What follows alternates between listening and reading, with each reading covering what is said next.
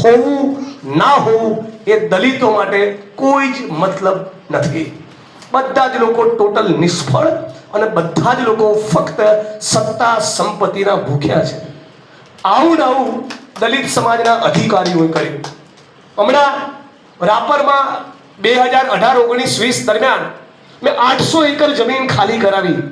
તલવારો નીકળતી હોય એવું કહેતા દલિત સમાજના ખેત મજૂરોને દાડિયાઓને કે તમને નહીં, તમારા ભીમાણીને જ કાપી નાખવાનો છે ને આવવા તો દો.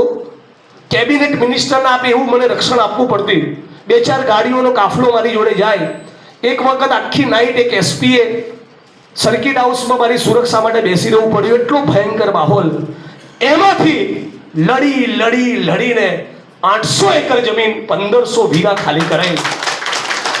આજે એ જમીનોમાં જે વ્યક્તિ 300 રૂપિયામાં ખેત મજૂરી કરતો તો બીજા કોઈના ખેતરમાં, એ માણસ 3 લાખ રૂપિયાનું જીરું પેદા કરે છે રાપરમાં નર્મદાની કેનાલના કાંઠે. પણ દુઃખ સાથે કહેવું એ પડે છે કે આ 800 એકર જમીનો મેં 34 વર્ષે ખાલી કરાઈ.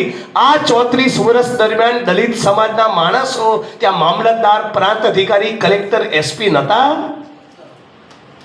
એ ઘાસ ચારતા હતા? એ શું કરતા હતા? એમણે કેમ પરવાના કરી આ ગરીબ માણસોની? અને પછી આ જેવા નિવૃત્ત થાય એક કમલમમાં અને બીજો રાજીવ ગાંધી ભવનમાં ટિકિટોની લાઈનમાં ઉભો રહી જાય છે. વાત સાચી કે ખોટી? તો આવા માણસોને સાલ ઓઠાડવાનું અને માળા પહેરાવવાનું બંધ કરો અને આવા વિરલાઓને માળા પહેરાવો અને સાલ ઓઢાડો.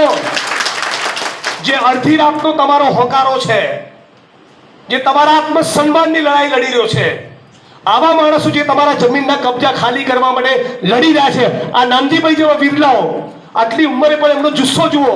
આવા માણસોને તમારા સન્માનની સાલ ઓઢાડો. ધારાસભ્યો, સંસદ સભ્યોને નહીં. તમારા અમરેલીમાં કે સુરેન્દ્રનગરમાં કે ગુજરાતના કોઈ પણ ખૂણે દલિત સમાજ ઉપર અત્યાચાર થાય તો પોલીસ સ્ટેશન રાજકીય પક્ષના નેતાઓ નથી આવતા.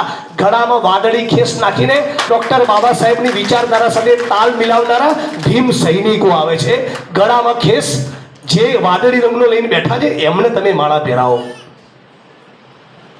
બાકીના બધા લોકો તો ચૂંટણીના રાજકારણ